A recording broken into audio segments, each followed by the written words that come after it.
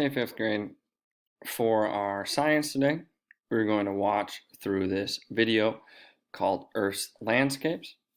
Goes into rock layers, fossils, how we can kind of tell the past from what we find in the ground. It's a really fun video.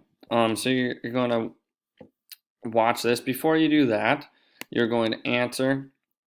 There's 4 before questions, so you answer those.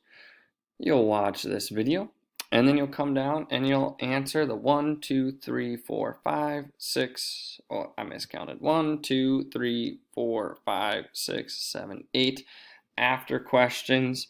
Let's try all do this on Google Docs and then just share it with me. Again, if you have to do it on or want to do it on a sheet of paper and turn it in on Seesaw, that's fine.